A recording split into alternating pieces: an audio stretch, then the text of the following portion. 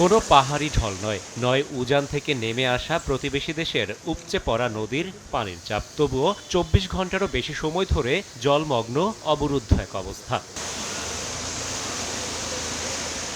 রাজধানী ঢাকা ভালোবেসে ডাকা হয় তিলোত্তমা নগরী, যে নগরীর আছে ৪০০ বছরের সমৃদ্ধ ইতিহাস ঐতিহ্য। সেই নগরী কিনা ভেসে গেল মাত্র ৩ থেকে ৪ ঘন্টার বৃষ্টিতে। এ কেমন বৃষ্টি? এমন বৃষ্টি কি বিশ্বে বিরল? এ কেমন ড্রেনেজ ব্যবস্থা? শুক্রবারের ৩ থেকে ৪ ঘন্টার বৃষ্টির বোঝা কাঁধে নিয়ে দাঁড়িয়ে থাকা এই এলাকাটি বাংলাদেশ প্রকৌশল বিশ্ববিদ্যালয় বুয়েট ক্যাম্পাস। শিক্ষার্থীদের হল, কর্মকর্তা কর্মচারী, শিক্ষকদের বাসাবাড়ি কোথাও বাদ যায়নি জমে থাকা পানি থেকে। প্রতিটি বিল্ডিং এর নিচতলা জলমগ্ন। কেউ হাত দিয়ে পানি নিষ্কাশনে ব্যস্ত, আবার কেউ লাগিয়েছেন পাম্প। বাসিন্দাদের দাবি, বছরের পর বছর বর্ষা মৌসুমে এমন করুণ পরিণতির শিকার হতে হয় তাদের। নগদের কাছে সব গ্রাহকই প্রিয়, তাই তো সারা দেশে ক্যাশ আউট চার্জ সবচেয়ে কম।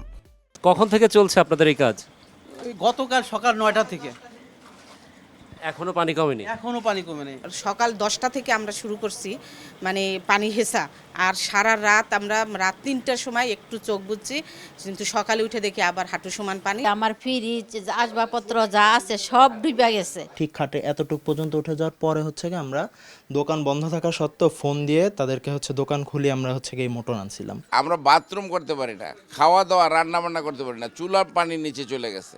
সিটি কর্পোরেশন আমাদের এখানে আসে শুধু ভোটের জন্য, কাজের কথা বলে এটা বুয়েট করবে। বৃষ্টির পানি ঘরে ঢুকে কেড়ে নিয়েছে বাসিন্দাদের থাকা খাওয়া, এমনকি টয়লেটে যাওয়ার সুবিধাটুকুও। শুধু বুয়েট ক্যাম্পাসে নয়, বকশীবাজার, পলাশী সহ এখনও পানিবন্দী দক্ষিণ সিটির অনেক এলাকা। বৃষ্টি হয়েছে কালকে, এখন পর্যন্ত পানি আছে। তাহলে আমি কোন দেশে আছি?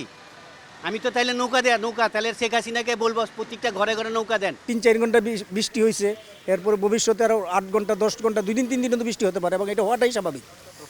তখন কি হবে? পানি এরকম 24 ঘন্টা 26 ঘন্টা আটকায় থাকবে, এটা তো মানুষের জীবন হতে পারে না। জাতীয় লাইন করে কাম হইব না, ওই নদী ভরা পানি যাইব কোন দা? পানি যাবে কই?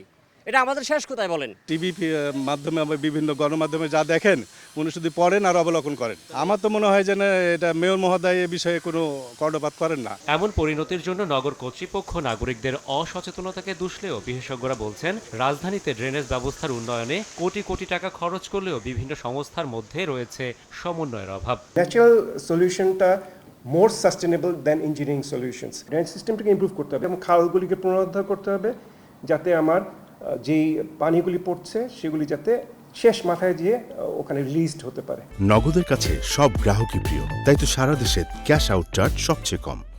রাজধানীতে শুক্রবার বৃষ্টিপাত হয় মৌসুমের সর্বোচ্চ ১৩০ মিলিমিটার।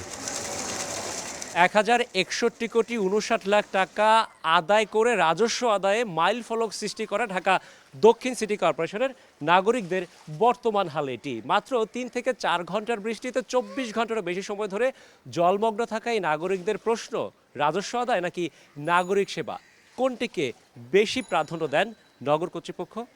রাশেদ বাপ্পি, সময় সংবাদ, ঢাকা।